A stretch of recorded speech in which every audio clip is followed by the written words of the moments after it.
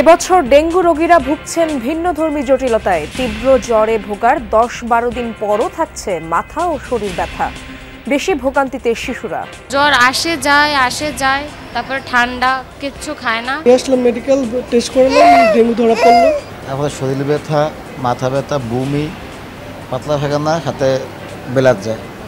তারপর কালকে ডাক্তার গেছে ডেঙ্গু হয়েছে।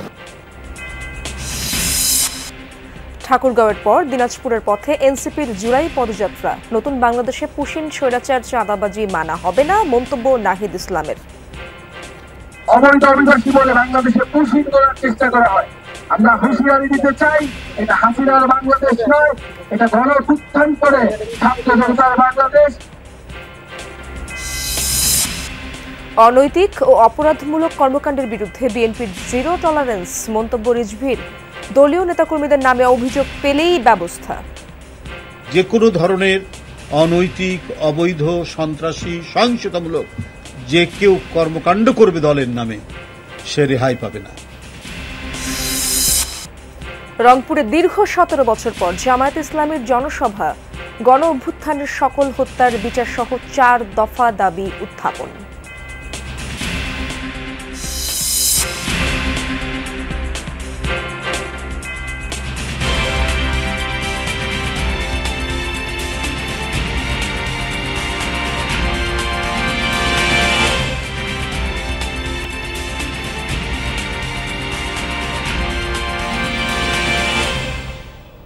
আমন্ত্রণ যমুনা নিউজে, আপনাদের সঙ্গে আছি আমি ইশরাত জাহান। এতক্ষণ শিরোনামগুলো দেখছিলেন। মাথায় তীব্র যন্ত্রণার পাশাপাশি শরীরে ব্যথা, সাথে র্যাশ কিংবা বমি।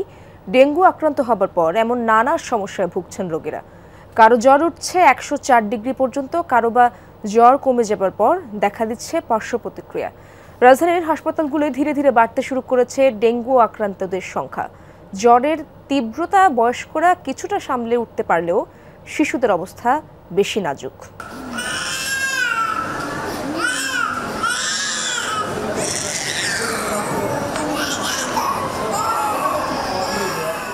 বয়স মাত্র 3 থেকে 4, অথচ হু হু করে জ্বর উঠে যাচ্ছে 104 থেকে 5 পর্যন্ত। খাবার খেতে রাজ্যের অনীহা, কারো কারো ডায়রিয়া, দিতে হচ্ছে আইভি ফ্লুইড। কদিনের জ্বরেই শরীর পুরো নিস্তেজ। মুগদা মেডিকেল কলেজ হাসপাতালে নির্ধারিত বেডগুলোর প্রায় সবকটিতেই ভর্তি শিশুরা। এমনি 2 দিন থেকে জ্বর ছিল, আর তারপরে যে নিয়ে আসলাম মেডিকেল টেস্ট করলাম, ডেঙ্গু ধরা পড়লো, এখন মেডিকেল ভর্তি। 5-6 দিন জ্বর আসে যায়, তারপর ঠান্ডা, কিচ্ছু খায় না। কালকে গিয়ে টেস্ট করছি, ডেঙ্গু ধরা পড়ছে, আর হচ্ছে রক্তে ইনফেকশন, আর শরীরে রক্ত খুব কম। জ্বরটা আপনার রাত্রবেলা বেশি আসতো, 103 যেত। দিনের বেলা আপনার জ্বরটা কম আসতো, 100, তারপর 97-98 এরকম। শুধু শিশুরা নয়, এই হাসপাতালে বয়স্কদের জন্য নির্ধারিত ওয়ার্ডেও বাড়ছে রোগী। তীব্র জ্বরের পাশাপাশি শরীরে প্রচণ্ড ব্যথা, মাথা ব্যথা, সব শরীর ব্যথা, পাও কামড়ায়, হাত কামড়ায়। এই সমস্যা নিয়ে আমরা ভর্তি হয়েছি। জ্বর 103 উঠছে। প্রচুর বিষ ব্যথা ছিল, অনেক বিষ ব্যথা ছিল। আমরা ব্যথা মনে অনেক চিৎকার করতে বেশি। শরীর দুর্বল হয়ে গেছে, চুলকানি আর কি, জ্বর, প্রচণ্ড জ্বর। এবছর ডেঙ্গুতে নতুন উপসর্গের কথা জানাচ্ছেন রোগীরা। জ্বর কমলেও মাথা ও শরীর ব্যথা থেকে যাচ্ছে, সাথে অনবরত বমি। প্রথম যত কমে গেছিল, তারপর ভাবছিলাম ডেঙ্গু নাই। তারপরে শরীর ব্যথা, মাথা ব্যথা, বমি, পাতলা পায়খানা, হাতে বেলাত যায়। তারপর কালকে ডাক্তার গেছে ডেঙ্গু হয়েছে। ডাক্তার বলছে নগদে মুগদা ভর্তি হবে। শরীর ব্যথা হালকা, ওই যে বমি করে, বুকে ব্যথা হয়, তারপরে শরীরেও হালকা ব্যথা, প্রচুর বেশি না, হালকা ব্যথা। তো এখন এখানে আসার পরে বমিটাও কমছে, পাতলা পায়খানা বন্ধ হয়েছে। ডেঙ্গু আক্রান্ত হওয়ার পরবর্তী সময়ে শারীরিক নানা সমস্যায় ভুগতে হয়েছে অন্তত 10 দিন। চলতি বছর এমন রোগীর সংখ্যাও নেহাত কম নয়। ভাস্কর ভাদুরী, যমুনা নিউজ, ঢাকা।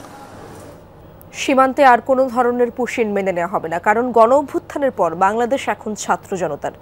ঠাকুরগাঁওয়ে দেশ গড়তে জুলাই পদযাত্রার 4র্থ দিনের কর্মসূচিতে এমন মন্তব্য করলেন এনসিপির আহ্বায়ক নাহিদ ইসলাম। দুপুরে ঠাকুরগাঁও পুরাতন বাস স্ট্যান্ড এলাকায় সংক্ষিপ্ত পথসভা করে দলটি। এ সময় নাহিদ ইসলাম আরও বলেন, অভ্যুত্থান পরবর্তী সময়েও দেশে পুরনো বন্দোবস্ত রয়ে গেছে। বৈষম্যহীন দেশ গড়তে প্রয়োজন নতুন সিস্টেম, যা বাস্তবায়নে কাজ করবে এনসিপি। পরে স্থানীয় মসজিদে জুমার নামাজ আদায় করেন জাতীয় নাগরিক পার্টির নেতাকর্মীরা। দুপুরের পর পীরগঞ্জে পথসভা করে দলটি। তারপর দিনাজপুরে পথসভা করে বগুড়ার উদ্দেশ্যে রওনা দেবে এনসিপির গাড়িবহর। এর আগে সকালে পঞ্চগড়ের আটোয়ারি বাজারে এনসিপির নতুন অফিস উদ্বোধন করে দলটির কেন্দ্রীয় নেতারা। জুলাই অভ্যুত্থানের বর্ষপূর্তিতে পর্যায়ক্রমে দেশের 64 জেলায় জুলাই পদযাত্রা কর্মসূচি পালন করবে দলটি।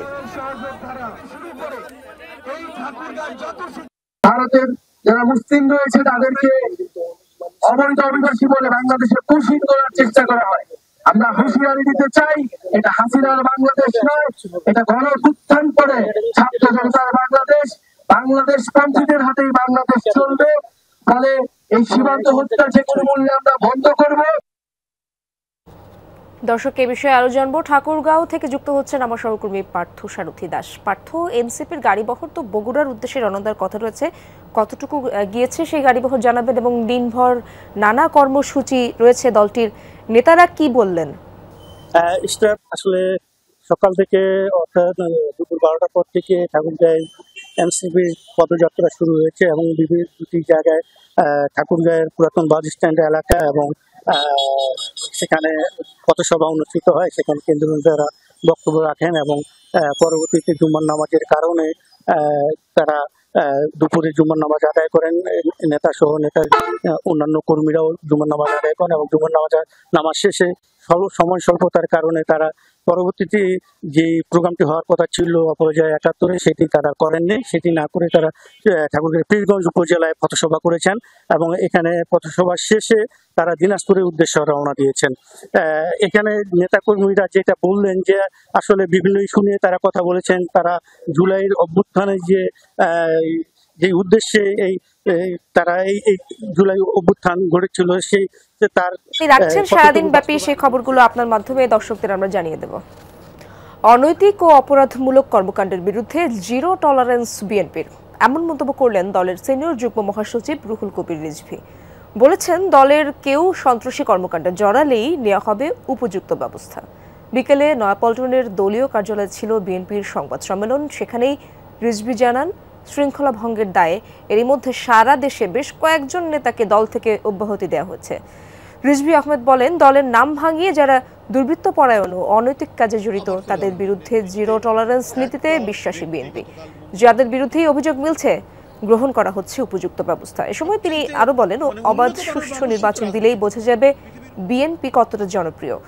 সরকারকে দ্রুততম সময়ের মধ্যে ভোট আয়োজনের আহ্বান জানান দলের সিনিয়র যুগ্ম মহাসচিব।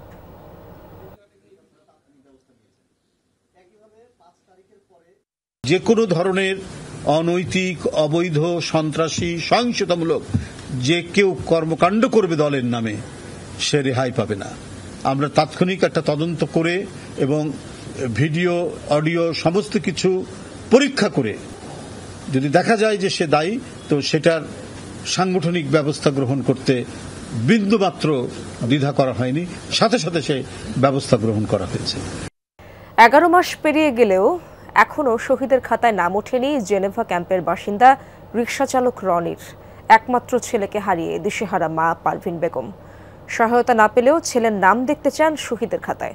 এদিকে রায়ালবাজার বধ্যভূমিতে গণকবর দেয়া শহীদদের পরিচয় শনাক্তে সরকার উদ্যোগ না নেয়ায় ক্ষোভ প্রকাশ করেছেন বৈষম্য বিরোধী ছাত্র আন্দোলনের নেতারা। তারা বলেন, সরকার গণ অভ্যুত্থানের স্পিরিট থেকে দূরে সরে যাওয়ায় এমন চিত্র দেখতে হচ্ছে। জুলাই আগস্টে আন্দোলনের অন্যতম হটস্পট ছিল মোহাম্মদপুর। স্বৈরাচারের পেটোয়া বাহিনীর গুলির মুখে রাজপথ দখলে রাখে ছাত্র জনতা। তাদের উপর নির্বিচারে হামলার ভয়াবহতা দেখে নিজেকে দূরে রাখতে পারেননি রিকশা চালক রনি। এক পর্যায়ে 18 জুলাই গুলিবিদ্ধ হয়ে শহীদ হন এই বিহারি ক্যাম্পের বাসিন্দা। পরিবারের উপার্জনক্ষম একমাত্র ছেলেকে হারিয়ে দিশেহারা রনির মা পারভিন বেগম বাসা ভাড়া দিতে না পেরে এখন থাকেন আত্মীয়ের বাড়িতে। আক্ষেপের সুরে তিনি বলেন, সহায়তা দূরে থাক, 11 মাস পেরিয়ে গেলেও এখনো ছেলের নাম ওঠেনি শহীদের খাতায়। পরিবারটির সঙ্গে দেখা করতে যান বৈষম্য বিরোধী ছাত্র আন্দোলনের নেতৃবৃন্দ। সভাপতি রিফাত রশিদ বলেন, রোহিঙ্গা নাগরিক নূর মোস্তফা শহীদের স্বীকৃতি পাচ্ছেন, এটি ভালো উদ্যোগ। একই সাথে বাংলাদেশে জন্ম নেওয়া রনি স্বীকৃতি না পাওয়া লজ্জার। আমার স্বামীও নাই, আমার একটা ছেলে ছিল, আমার ছেলেও নাই এখন। আমি এখন কোনো জায়গা থেকে কিছু পাই না, সরকার আমারে কোনো স্বীকৃতি দেয় নাই। বাংলাদেশের জন্ম নিবন্ধন কাগজ রয়েছে, এত কিছুর পরেও 1 বছর হয়ে যাওয়ার পরেও কেন রনিকে স্বীকৃতি দেওয়া হয়নি? তার ফ্যামিলির কাছে গভর্নমেন্টের পক্ষ থেকে কেউ কোনো প্রকার আসার প্রয়োজন বোধ করেনি। এর জবাবটা ইন্টারিমকে দিতে হবে। এর আগে রায়ের বাজার বদ্ধভূমিতে যান বৈষম্য বিরোধী ছাত্র আন্দোলনের নেতারা। গণকবর দেয়া জুলাই শহীদদের কবর জিয়ারত শেষে তারা বলেন, উপদেষ্টারা ক্ষমতার মোহে গণ অভ্যুত্থানের স্পিরিট থেকে সরে গেছেন। লাশগুলো উত্তোলন করে এগুলোর ময়নাতদন্ত করে ডিএনএ ম্যাচ করে তাদের স্বজনদের কাছে ফিরিয়ে দেওয়ার কোনো দৃশ্যমান পদক্ষেপ এখন পর্যন্ত হয় নাই। এটা আমাদের জন্য অত্যন্ত লজ্জার বিষয়। এই উপদেষ্টাদের যাদেরকে আমরা দেখতাম যে আসলে হলো গিয়ে হিউম্যান রাইটস নিয়ে কথা বলতে, যাদেরকে আমরা বাংলাদেশের টপ হিউম্যান রাইটস প্রতিষ্ঠানগুলো চালাইতে দেখতাম, তারা আজকে হিউম্যান রাইটসের নিয়ে কোনো ন্যূনতম কথা নাই। আপনারা শহীদের রক্তের উপর দাঁড়িয়ে আছেন, এই জিনিসটাকে ফিল করুন। যখন আপনারা এই জিনিসটাকে ফিল করা শুরু করবেন, বাই ডিফল্ট আপনারা আসলে জুলাইয়ের যে চেতনা, জুলাইয়ের যে বিশ্বাস, জুলাইয়ের যে আকাঙ্ক্ষা, সেটার বাইরে যেতে পারবেন না। আগামী 3 দিনে দেশের সকল শহীদদের কবর জিয়ারত, স্বজনদের সাথে সাক্ষাৎ ও আহতদের খোঁজ খবর নেওয়া হবে জানান বৈষম্য বিরোধী ছাত্র আন্দোলনের নেতারা। এরপর প্রতিবেদন নিয়ে সরকারের সাথে আলোচনায় বসার কথাও জানান তারা। M A Aziz, Jamuna news, Dhaka. গণ অভ্যুত্থানের সকল হত্যার বিচার, প্রয়োজনীয় সংস্কারের পর নির্বাচন সহ 4 দফা দাবিতে রংপুরে চলছে জামায়াতে ইসলামীর জনসভা। প্রায় 17 বছর পর দুপুর 3টায় নগরের জেলা স্কুল মাঠে শুরু হয় মূল আনুষ্ঠানিকতা। দীর্ঘদিন পর জনসভা হওয়ায় সকাল থেকে ব্যানার ফেস্টুন নিয়ে জড়ো হতে থাকেন নেতাকর্মীরা।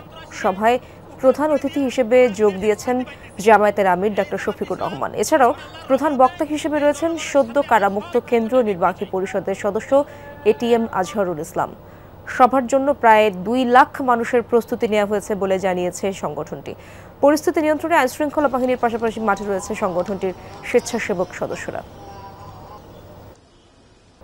কুমিল্লার মুরাদনগরে আলোচিত ধর্ষণের ঘটনায় পর্নোগ্রাফি মামলার মূল আসামি শাহপরানকে গ্রেপ্তার করা হয়েছে। দুপুরে এই তথ্য নিশ্চিত করেছেন র্যাব 11 এর অধিনায়ক lieutenant colonel HM Sajjad Hossain. করণবাজারে র্যাবের লিগ্যাল অ্যান্ড মিডিয়া উইং এর এক সংবাদ সম্মেলনে তিনি এই তথ্য প্রকাশ করেন। তিনি জানান, বৃহস্পতিবার বিকেলে কুমিল্লার বুড়িচং উপজেলায় অভিযান চালিয়ে শাহপরানকে গ্রেপ্তার করা হয়। সে ধর্ষণ মামলার মূল আসামি ফজর আলীর ছোট ভাই। তার বিরুদ্ধে ভুক্তভোগীকে মারধর ও বিবস্ত্র ভিডিও ধারণের অভিযোগ রয়েছে। পরে সামাজিক যোগাযোগ মাধ্যমে ওই ভিডিও ছড়িয়ে দেওয়ারও সে মূল হোতা। র্যাব 11 অধিনায়ক বলেন, ওই ঘটনার পর থেকে আত্মগোপনে ছিল শাহপরান। তার কাছে ধর্ষণ কাণ্ডের ছবি, ভিডিও সহ অনেক গুরুত্বপূর্ণ তথ্য পাওয়া গেছে। ভুক্তভোগী নারীর করা মামলার এজাহারভুক্ত আসামি এই শাহপরান।